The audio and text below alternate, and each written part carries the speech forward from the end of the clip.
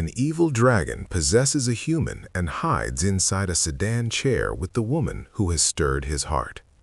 Seeing her face as radiant as peach blossoms, the dragon can no longer suppress his desire and reaches out to touch her crimson lips. Late last night, a water ghost intended to seek revenge on Grand Prince Yong-hin, but instead, the 8-foot ghost appeared once more and took Grand Prince Yong-hin's life. The following morning, a palace servant discovered Grand Prince Yong-hin's brutal death. Upon learning the news, the king was furious. As the king approached the body, he detected a foul stench, the same odor that had surrounded the crown prince, a young boy, when he was once possessed by an evil spirit. At once, the king recalled Ruri's words, "The 8-foot ghost will return." At this time, Ruri was on the mountain excavating her grandmother's household belongings, while Gangjo, a man, was speaking with monks of the family temple. Gangjo urged the monk to descend the mountain and subdue the 8-foot ghost. However, the monk explained that there was only one way to truly resolve the ghost's grievance and completely deliver it to the afterlife, by using the night-glowing pearl within the red dragon's body. Indeed, Gangjo carried such a pearl inside him. Yet the monk also warned that merely using the pearl would only suppress the ghost temporarily. To truly destroy it, Gangjo would have to completely exhaust the pearl and willingly sacrifice his own life. Naturally, Gangjo refused. To give up all his cultivation and die just to defeat a mere 8-foot ghost? How could he accept that? But when he thought of Ruri's unwavering determination to eliminate the evil spirit, his resolve began to waver. Ruri finished packing her grandmother's belongings and prepared to descend the mountain. Gangjo reached out to her, asking her to present him an offering. He had already agreed to become her patron deity, promising to help her eradicate the evil ghost and rescue In-ja. Ruri happily handed Gangjo the longevity cord she had woven, unaware that he was risking his life for her. Under the cover of night, the two conducted a summoning ritual. During the ceremony, Ruri formally acknowledged Gangjo as her patron deity and tied the longevity cord around his wrist. Gangjo then placed a jade ring on Ruri's finger, a symbol of his promise to be her unshakable support. At the same time, he laid down a domineering rule. Regardless of whether the 8-foot ghost could be eliminated or In-ja saved, Ruri must continue to serve him faithfully until the day he ascended as a dragon. No matter how powerful the thing you carry in your heart is, I will never let you go. The next day, after bidding farewell to the monk, the two descended the mountain to return to the capital. Along the way, Gangjo's gaze lingered endlessly on Ruri. Ruri merely wiped her sweat and breathed lightly, yet Gangjo could not look away. When he realized his heart was racing, he quickly covered his eyes and reminded himself, "See no evil." If he didn't look, perhaps desire would not arise. While the two were playfully bickering, they suddenly encountered the king's guards searching the mountain. Immediately, Gangjo grabbed Ruri and fled. Spotting a sedan chair on a narrow mountain path, he didn't hesitate before hiding inside it. Inside the sedan, Ruri covered Gangjo's mouth, signaling him to stay silent. Gangjo, however, could only stare at her face, his heart pounding uncontrollably. Overcome with emotion, Gangjo's gaze darkened as he reached out and brushed Ruri's lips. Ruri quickly pulled away, but the noise alerted the guards. They lifted the curtain and discovered the two inside. Gangjo and Ruri hurriedly explained that they had only been wandering outside the city and had not returned to the capital. Unexpectedly, the guards had not come to expel them, but to escort them back. Someone urgently wanted to see them. They were taken to the site where Grand Prince Yong-hin was murdered. The moment she entered, Ruri recalled the vision of his death and realized he was truly gone. Yet she sensed something strange. There was no lingering resentment of Grand Prince Yong-hin's spirit, which was highly unusual. Searching the area, she discovered a strange talisman affixed to a corner wall. Meanwhile, Gangjol uncovered a water ghost hiding nearby and learned from it that Grand Prince Yonghin was killed by the 8-foot ghost. Shocked by the ghost's return, they were interrupted when the king arrived and reprimanded the guards for disobeying his orders by bringing the two back.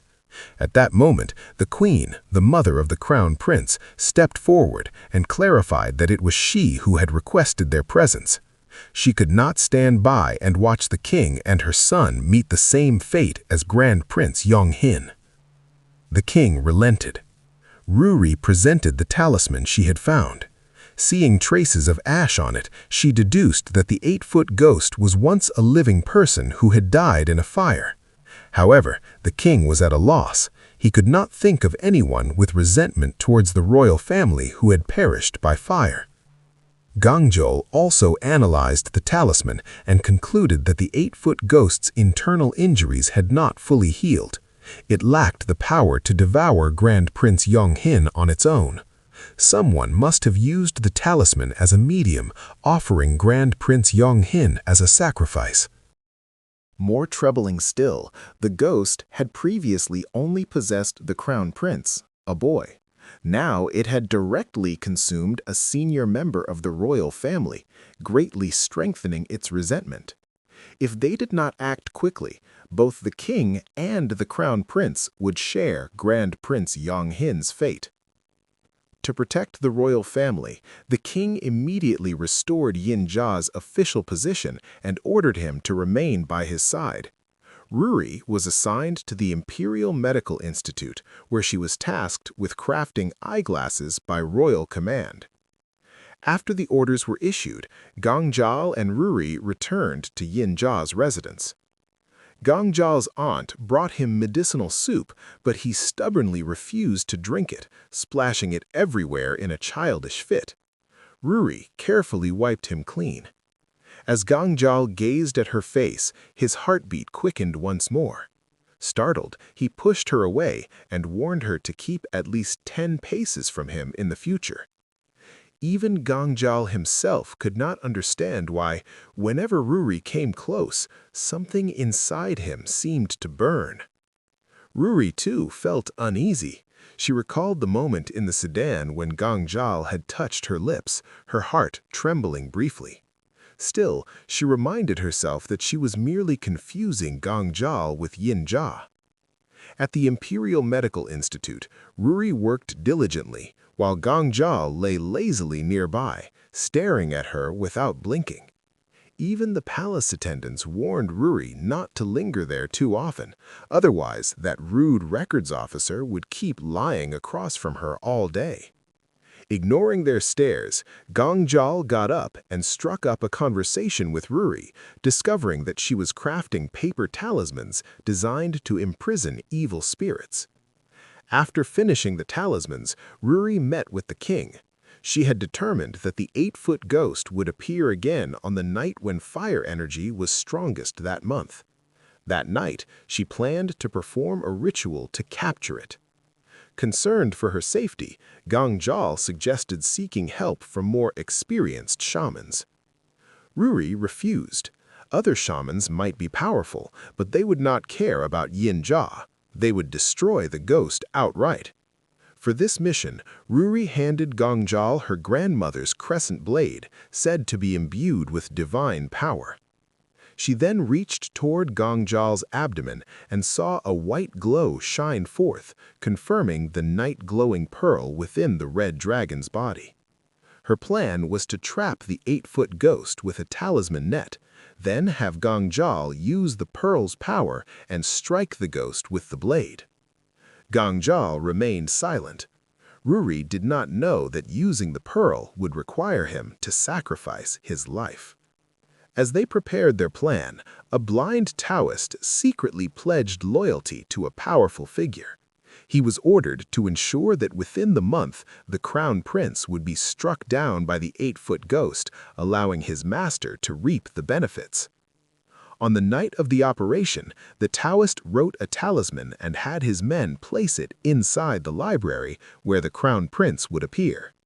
That night, the boy was to be a sacrifice. As instructed, the talisman was placed. Ruri and Gangjal also carried out their plan, setting up a talisman formation inside the library.